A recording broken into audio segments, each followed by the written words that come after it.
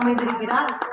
எல்லா பெண்களுக்கும் கிடைக்காத ஒரு வரம், விட்டு கொடுக்காமல் விட்டு செல்லாமல் நான் செய்யும் அனைத்து காரியங்களிலும் என்னோடு துணை நின்று இன்று ஒரு நல்ல பெண்மணியாக உங்கள் முன்னால் நிற்பதற்கு என் கணவரே காரணம். உங்கள் முன்னால் அவருக்கு நன்றி தெரிவித்து நான் கடமைப்பட்டிருக்கிறேன். அது மட்டுமல்லாமல் நம் பாரதியார் திமிர்ந்த ஞான செருக்கும் இருப்பதால் செம்மை மாதம் திரும்புவதில்லையாம் நமக்கு சொல்லிக் கொடுத்திருக்காரு. ஒவ்வொரு தமிழ் பெண்ணின் உணர்ச்சியையும் அவர் உருவம் கொடுத்து மாத்தி இன்னைக்கு நிக்க வச்சிருக்காரு. அதனாலதான் நாங்க இத்தனை ஆண்மகன்களோடு சேர்ந்து இந்த ஸ்டேஜ்ல எங்களால நிக்க முடியுது. எங்களுக்கு இந்த தைரியத்தை கொடுத்தது எங்களுக்கு பின்னாடி இருக்கிற ஆண்மகன்களான நீங்க தான்.